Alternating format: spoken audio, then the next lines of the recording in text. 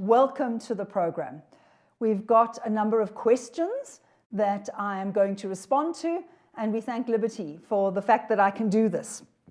Right now, the first one leaves me a little bit perplexed. It's from Fatso Owami. And it's not that I've been sent a poem, because that's one of the topics for tonight's program, but I've been sent cheetah. Now, I don't know why, because it's not set for home language or for FAL for this year. So maybe this is a grade 8, 9, 10, 11 poem that's been sent to me.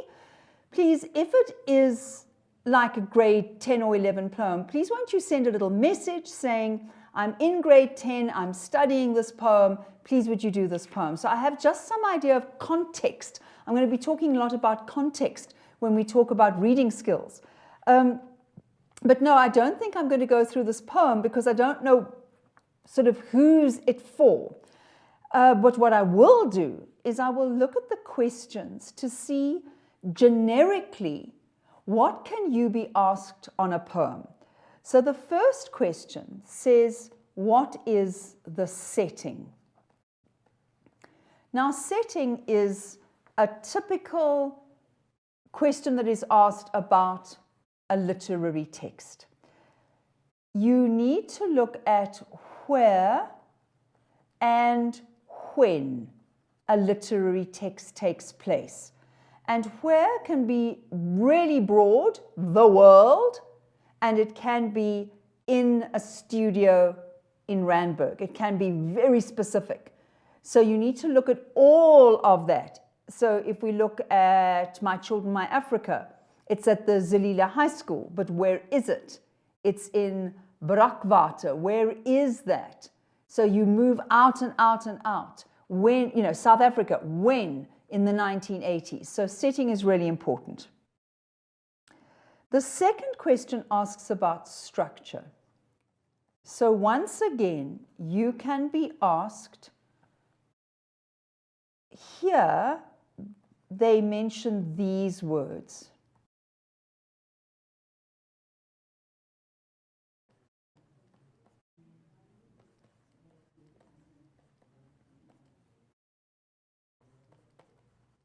Right. Sonnet. Do a quick quiz for yourself. What is a sonnet? It's a poem, yes. What else? It has 14 lines. It can be written as 4, 4, 4, 2 with spaces in between, or it can be written as a block. So it can be set out differently on the page. It can be set out like that with an octave, 8 lines, and a sestet, 6 lines. When it's a block, it can still be divided into three lots of 4 lines, which is a quatrain.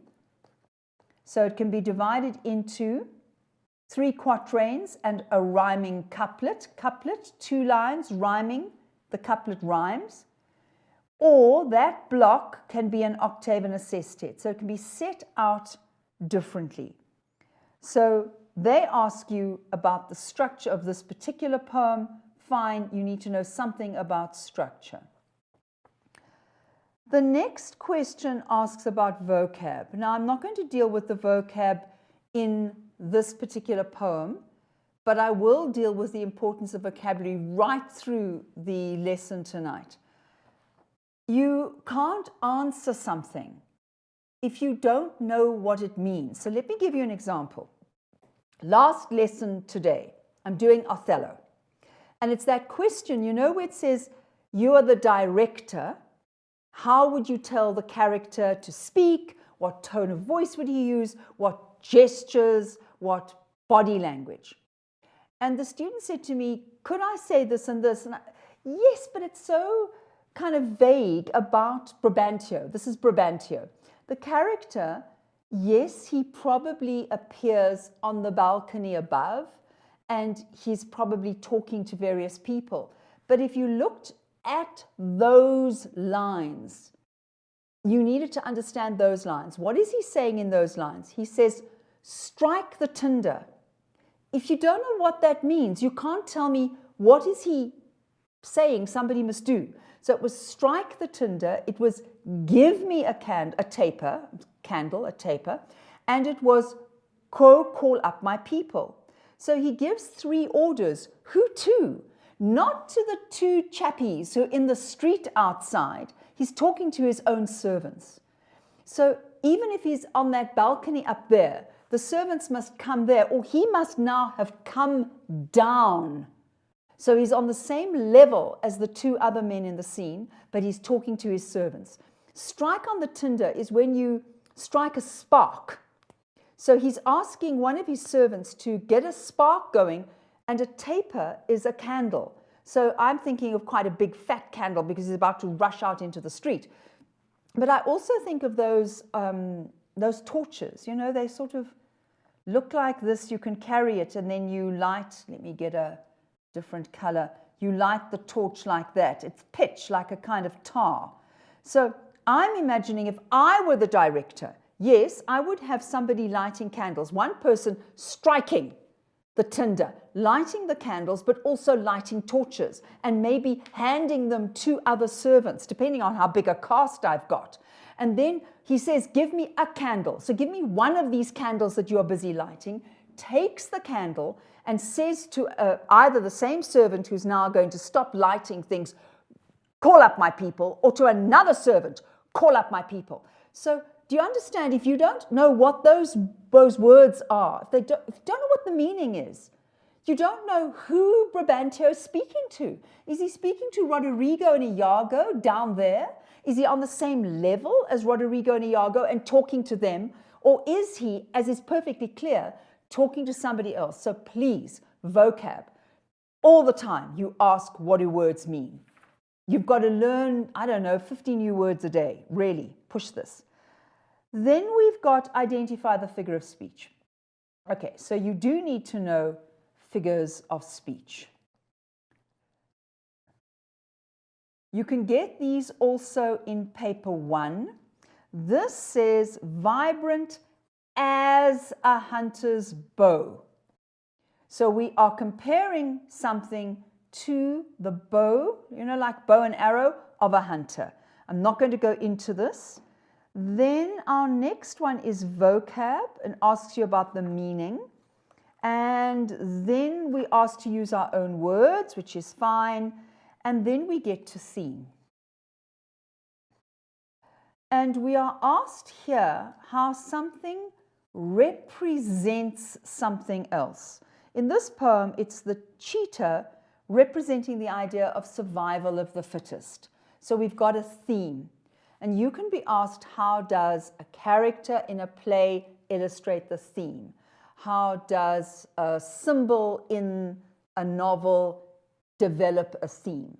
So when you get to theme, we've got survival of the fittest. Please notice that it's not just survival. A theme really cannot be one word. Here we've got it as a phrase. You need either a phrase or a sentence. It's not just survival, it's the fact that the fittest survive. So if you said the theme of Hamlet is revenge, please could you say, what about revenge? Revenge is a great thing and you should go out and kill everybody that you don't like. Is that what the play is saying? Well, how is it exploring revenge? Once again, talking about Othello this afternoon, we've got the idea of desire, an evil desire to cause destruction. You need to take a step back and say, yes, there is destruction in the play. Does it happen only because of somebody's wanting it and an evil wanting it? Does it happen for any other reason? So the student and I were throwing this around for actually about 5-10 minutes after the lesson because she was saying, I really need to get to grips with this. That's exactly it. Get to grips with your theme, not just an easy word. What is the play saying about? And try to say, well, it explores this idea in the following ways. So that takes us through that question. So Fatso Wami, if there was something else you wanted, or if you're saying something about those kinds of questions, please come back to me and say that you're not sure about how to answer a particular kind of question.